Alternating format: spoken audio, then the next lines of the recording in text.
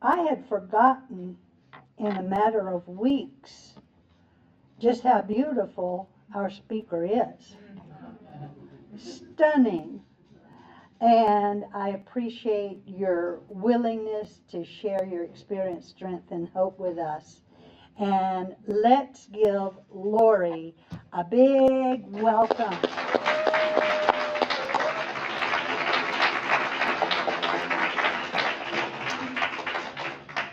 Thank you. Hey, I'm Lori. I'm alcoholic. Yes, I'm nervous. Everybody kept asking me. I'm extremely nervous. I have a disease that centers in my mind, and I've got a huge committee up there, and half of them are telling me I'm going to do great. I'm a good alcoholic. I'm a real alcoholic.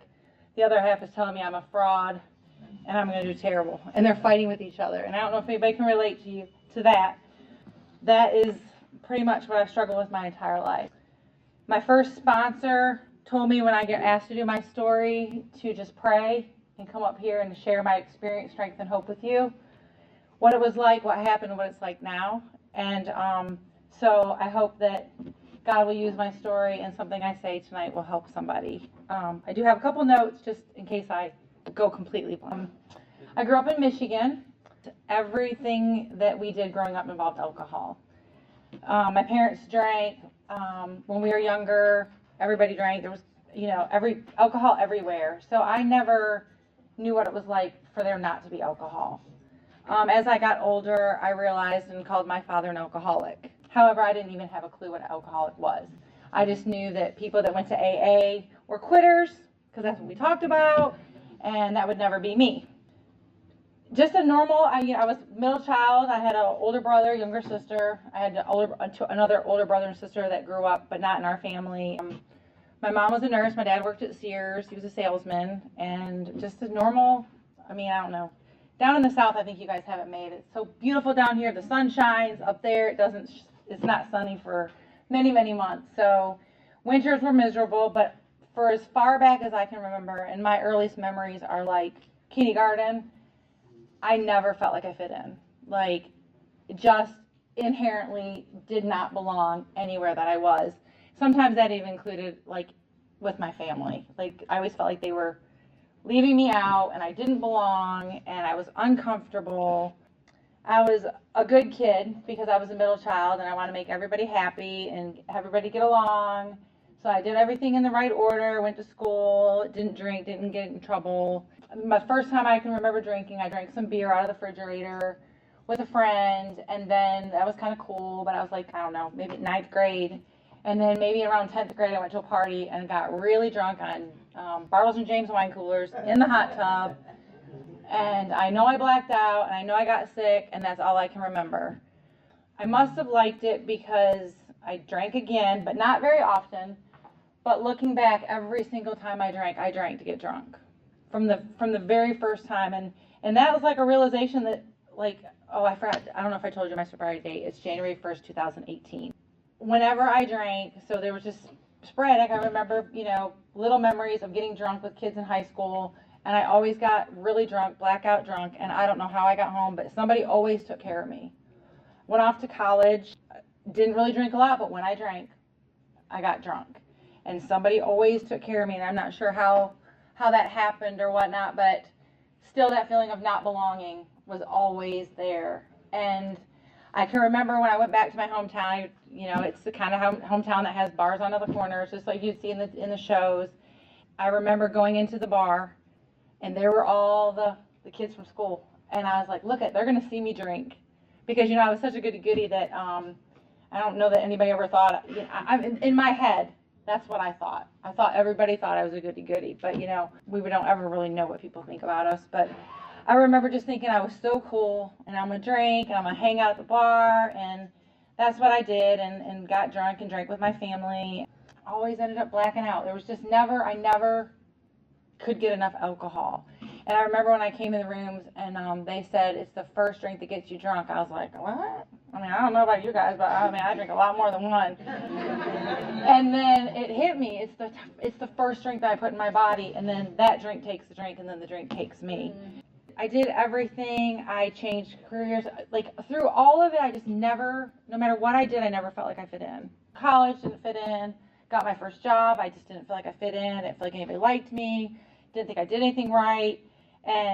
But when I would drink, I would loosen up and I'd feel kind of comfortable. I kind of thought I was kind of cool because, again, where I grew up, everybody drank.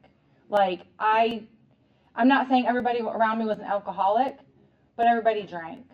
And so I didn't know what life without alcohol was like. And that is what kept me drinking for a lot of years, because I had no example of what that would be. And so I thought life would end. If I quit drinking, life would be over.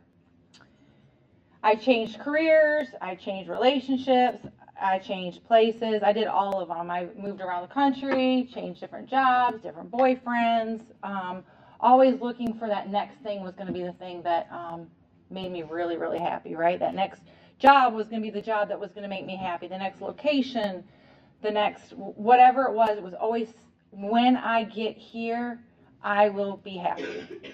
And I never got there. You know, I mean, I'm there now because I found AA, but when I was drinking, I never could ever get comfortable in my own skin, ever. When I came in the rooms, people talked about, you can watch your drinking and you can see, where did your morals kind of start going downhill? And when my career started taking off, I saw that my morals went the other direction. I think I was an alcoholic. I think I drank alcoholically from the very first time I had those drinks in the hot tub. But my behavior, I didn't care about other people. I was looking out for me. I hurt men. I hurt my family. But everything was under control. Like, I didn't, like, the job was going good. I was succeeding. I was climbing the ladder. You know, if I broke up with one guy or got divorced from one husband, I had another one waiting. I would never have like switched any of those things without one already lined up. You know what I'm saying? Like, I would never have just been on my own. God forbid, that would have been horrible. But looking back, I mean, gosh, I wish I had. But so I could see where, like, my moral decisions were going downhill. You know, I was doing a lot of things that I never would have imagined I would have done. I was trying everything I could do to figure out how to be happy. I was doing self-help books. I was going to church. Couldn't figure out why I couldn't just set my mind to it and set a goal. Because everything I'd ever done, I'm going to get a degree from college. So, okay, I make my goal and I get it, or I'm going to do some sport and I'm going to be good at it. But drinking, I could never, and I'd ask around, y'all think maybe you think I drink too much? No, you like to have fun. I mean, maybe have ice water in between drinks, or maybe we should eat. No, all these ideas that they had, I was always like, why? Like, why? Like, it never, my sister would always give me these, I love her because she's not an alcoholic. We grew up in the same family, and it's amazing to see how two people can be so completely different. It'd always be like, no, let's just drink water between, or let's just, let's go out and have, a dinner before we go out. And I'm always like, and I didn't even think it was weird that I thought that was weird that she wanted to do that stuff. Do you know what I'm saying? Like, it was just bizarre what was going on up here. But the book talks about easier, softer ways. I tried all sorts of easier, softer ways to not drink. I didn't know that's what I was doing. I didn't know that I was trying to control my drinking when I was doing these. I would count. I'd have a journal and I write down. Recently, I started throwing stuff away because I'm like feeling like I want to just, I don't know, me and my friend Lisa were texting the other day, and I went on vacation. Whenever I live in a hotel, I want to get rid of stuff. Like, I'm like, I can live simple in this one little suitcase, and it's so wonderful. So I was going through old journals, and I've got old journals, and I ripped out pages to keep, to remember of, going back to like right out of high school, right out of college, not high school, but college. I think this year I want to drink less. I'm like, whoo, sign, red flag. Like, God was trying to reach me, even though I didn't know it. Like, I grew up as a Christian. I grew up in a church-going family. So the God that I started AA with was the God that my parents had taught me of. When I came in, I was like, I got step 1, 2, and 3 easy. Well, 1 was pretty easy. I just had to look at what happened when I drank. I passed out. I got drunk.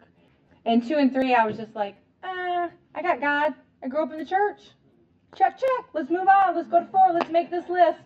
That part, it took me, I had the base foundation. I believe there was something bigger. But at the time, of all of my drinking and before I came into AA, I didn't have a personal relationship with God. You know, I can remember moving from Michigan to Atlanta, Georgia in a long time ago. People from work would ask me to go Bible study, and I'd be like, what? No. It's, you go to church on Sunday, and then God goes away, and you do your stuff, and then, you know, you bring him back out when you go on Sunday. But being exposed to, like, people who, like, lived religious lives was new to me from growing up in the North. So I remember that being weird, but I kept on just, you know, I didn't really go to church, but I believed.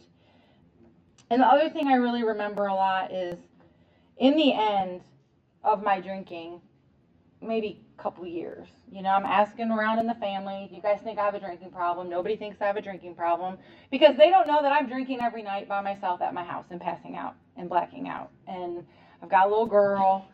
It's by the grace of God that, you know, I didn't do something to really hurt her.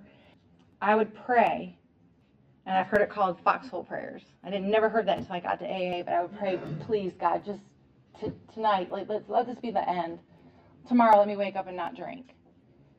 I wake up the next day feeling like crap, and I'm like, this is the day. Please, God, let this be the day. But by noon, I was already starting to think about drinking.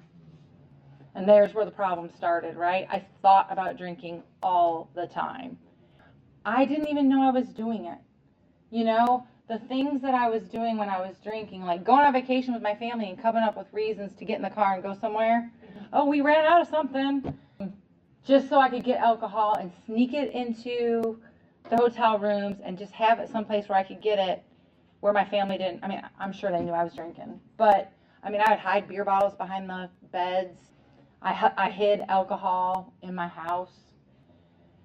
And I grew up with a man who had a desk, and in that desk was handles. And I was never going to be him. Never, ever would I grow up to be my father. Until I was in my bathroom and I'm filling up the Yeti, which I'm convinced the Yeti was invented for moms to go to sporting events with alcohol. And I'd fill up my Yeti and I'd be in my closet and I'd be like, what am I doing? And I'd wake up the next day and I'd be like, where did I hide all the empties? Because I had to go on an Easter egg hunt and collect them all so my husband wouldn't find them. And it was a constant. You know what I mean? I was obsessed with drinking all the time, but I didn't even see it. Didn't even know it. I drank alone. I'd go out with the girls after tennis and maybe have one or two, but I always made sure I had a case, a couple bottles of wine. You know, I always made sure there was alcohol at the house. And I guess what kept me in that was the fear of what is life like without alcohol. I couldn't imagine it. I was just a tornado, like the book talks about. I would run through people's lives. I didn't give any thought to what I was doing, whether I was drunk or sober. I didn't give any thought to what I did to other people. I was only worried about what was Lori getting, how was Lori feeling, what did you not do that, you know, impacted me, like you didn't appreciate me or whatever. It still blows my mind how selfish I was. And like I said, I tried all the self-help books. I tried willpower. I tried asking others. And it wasn't till my bottom. In years before I hit my bottom, everybody has a bottom. I had to make a bottom. I had to make a bottom my own. But I had some mom friends reach out and tell me about AA. I can't remember some of them why. Like I must have shared a story. Because I never drank with these people. You know what I mean? It wasn't like they'd see me drunk, so I must have shared some of my concerns, and then they would talk about it. A dear friend would call every 6 months and say, hey, and she was somebody that I had actually drank with, and she got sober, and she'd call me about every 6 months. Hey, I'm going to go to a meeting today. You want to go? Nope. My mom's boyfriend's daughter was in the program in Florida, and she had given me a small travel-sized big book one time when I was visiting her, probably 2 years before I got sober. And I was like, oh, thank you. And I put it in the glove compartment. I said, I might read this at red lights. But I had zero interest in getting sober. My friend who I kept asking me, she recalls that I told her one time, I said, the difference between you and me is you want to be sober and I don't. I had zero desire to give up alcohol. Then moved a lot, and my husband and I live in Atlanta, and I'm working at the church. I have just a contract job helping put groups together. I love it. I can remember when they asked me to come in and interview, I was like, these people have no idea who they're asking to come work for them. And then this other part of my brain said, this is perfect. You cannot go out and be a fool and drink and do all this stuff because you work at the church. Like, I thought this was my solution to drinking. I really did. I was like, I won't drink like I did if I'm working for the church, because I wouldn't want to do that to the church. But all that did was drive me back home drinking more and more by myself. But in my head, I thought, well, this will work. I had this fear of dying.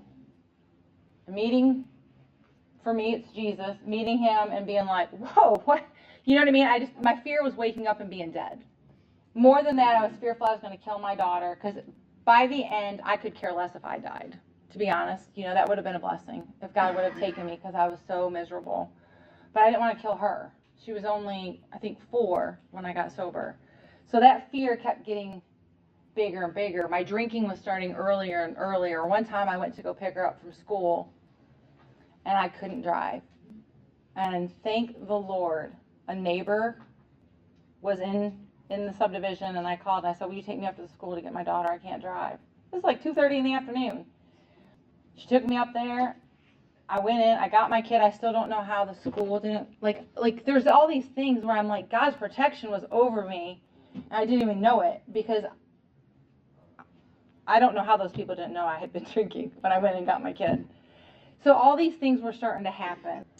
I don't know why my husband and daughter went to church one Sunday without me, but when I came home from wherever I was, my husband sat me down and said, the church has a program for people who drink too much. And I almost signed you up. This is the church I'm working at, by the way. I'm like, what? You cannot tell those people that I drink? Like, it really baffled me that he would want to go tell these people about my drinking.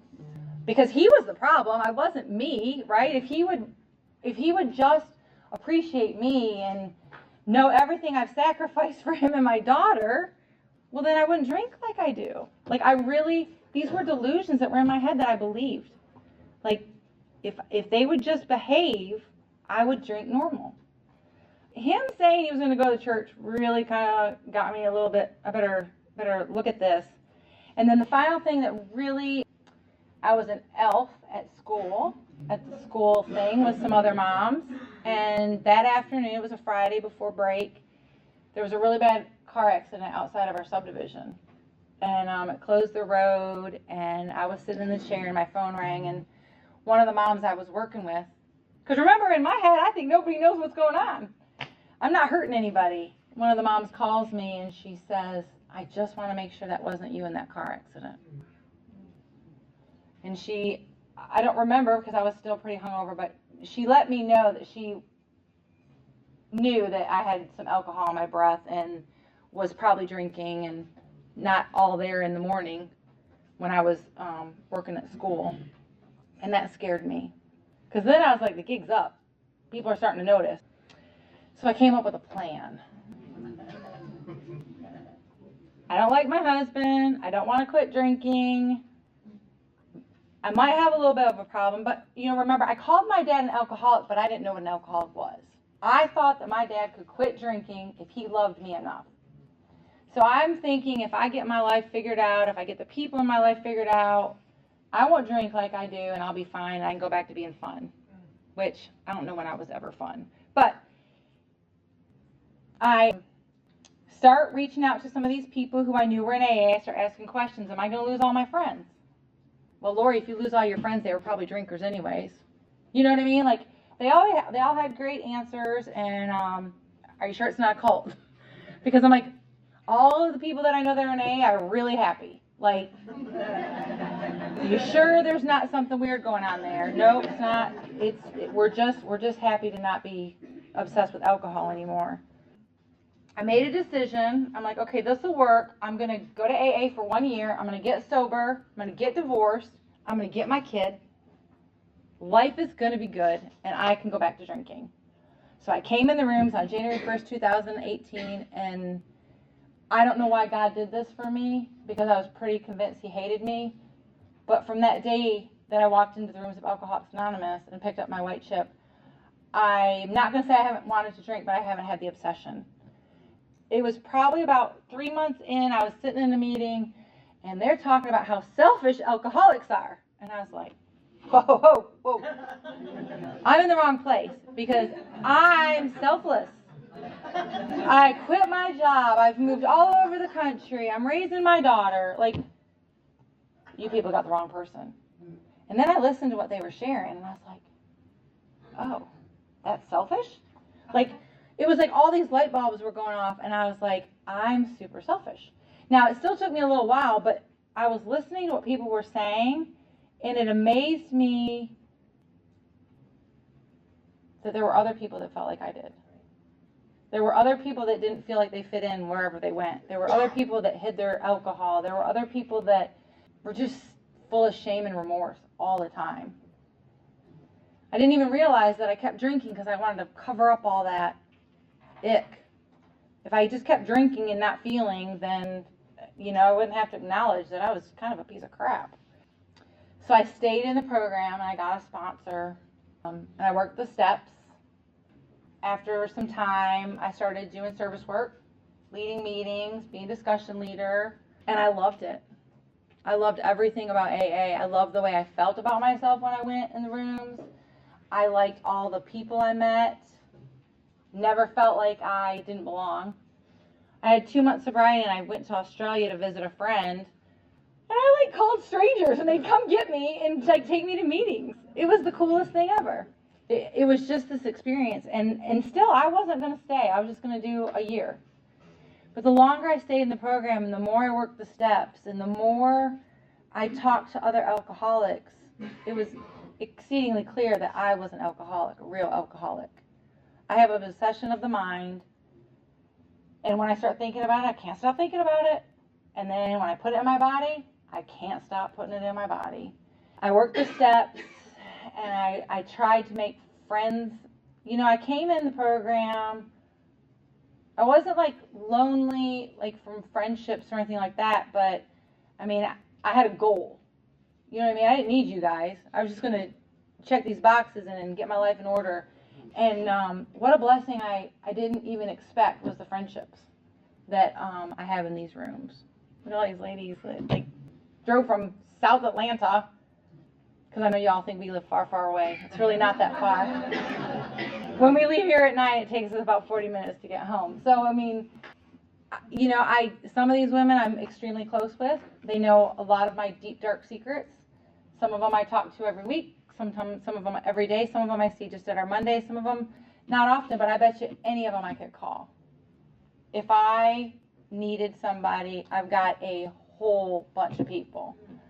Before AA, I don't know who I would have called. I had a mom, I have a sister, and I could call them. But I don't know if you guys have ever had it where people get sick of your self-pity and your victimhood. I didn't even know what I was doing, but man, I have the ego that's oh, poor Lori. And I would call.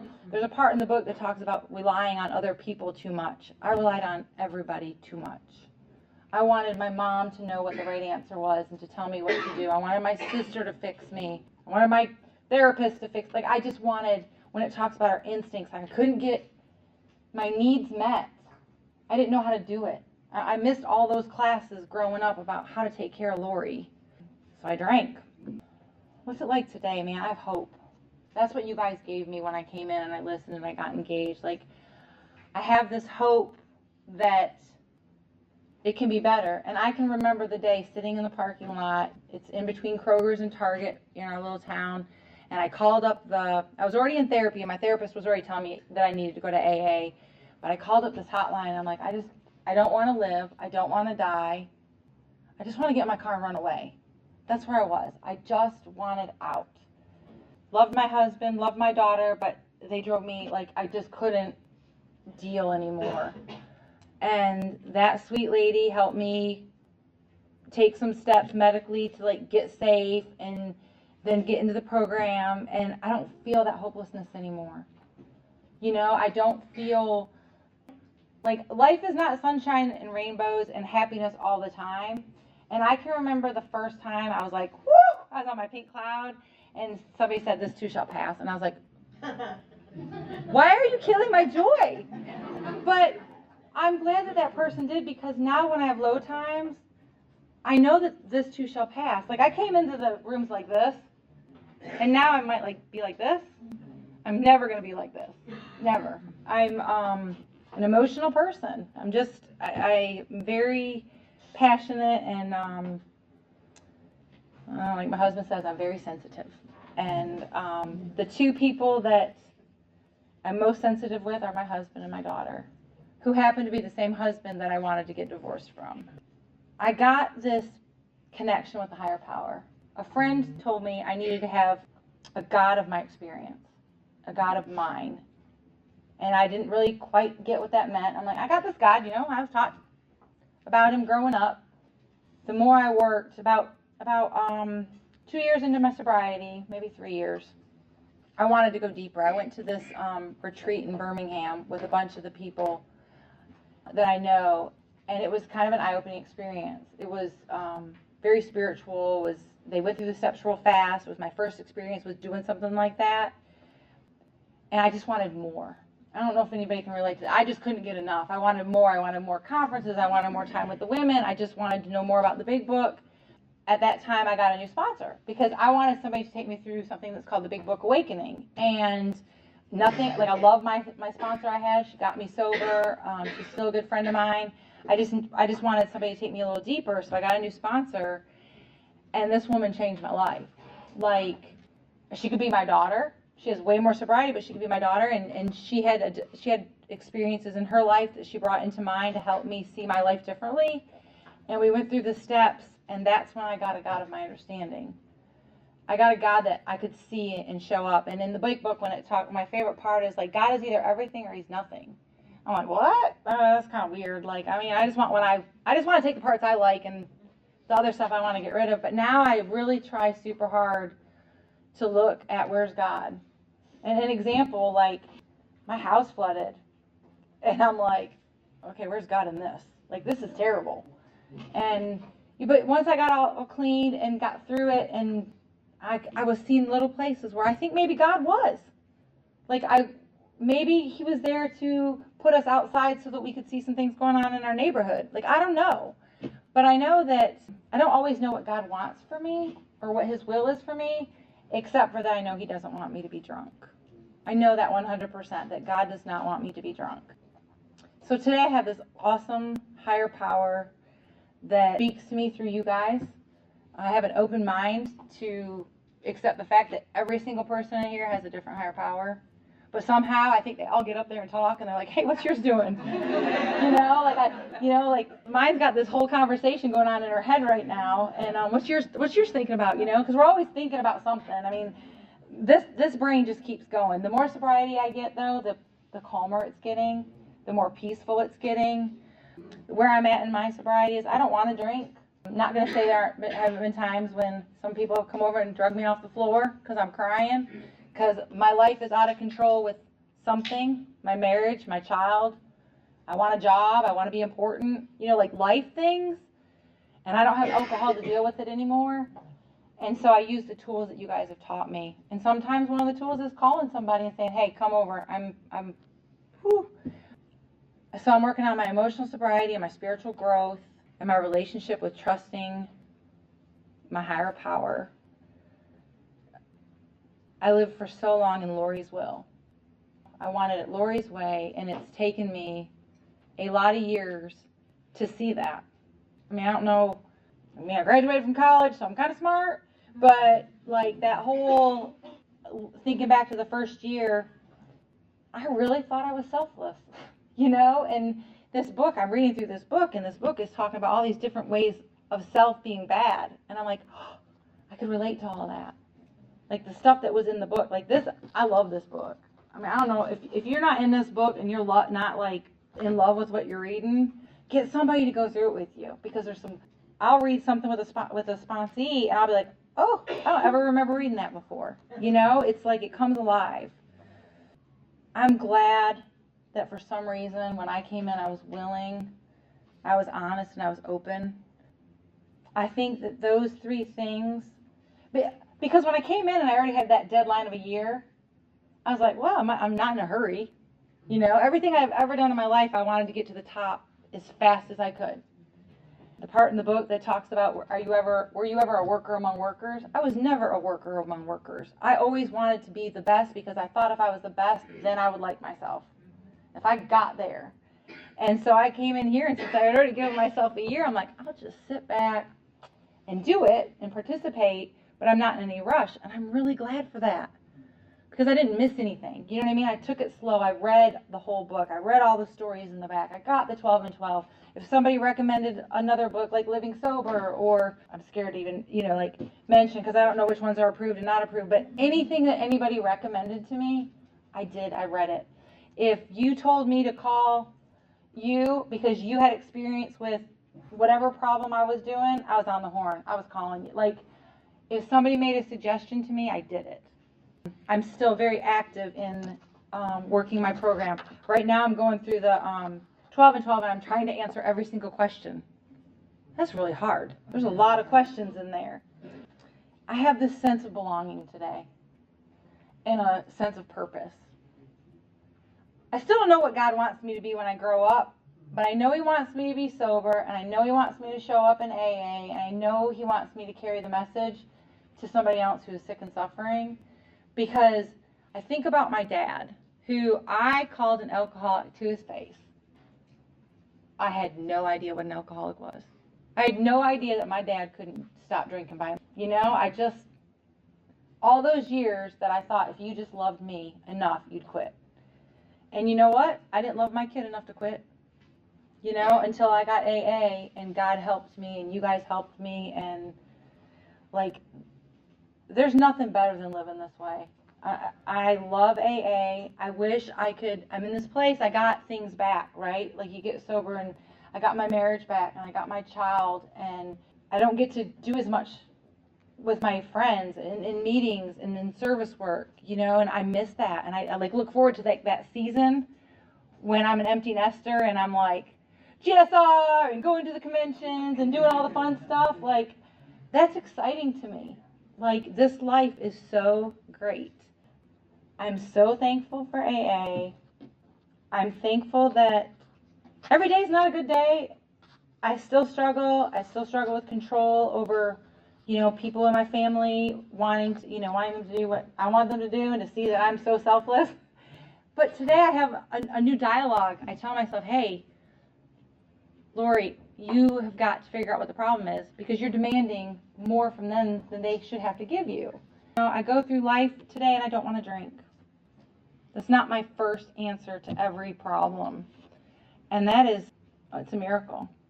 It is a true miracle that I don't want to drink today, and I don't want to run out to the liquor store every time something does not go my way. I'm still only 6 years old, so I've got a long, long way to go. I really appreciate you guys letting me share my story.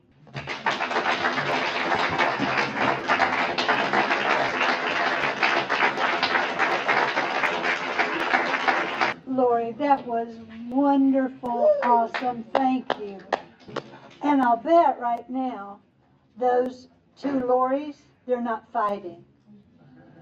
You know you did a great job, right? We look for the similarities. You and I, on the inside, are identical twins. And the hope that you got, and so many of the things. Thank you so much for sharing yourself with us. Beautiful.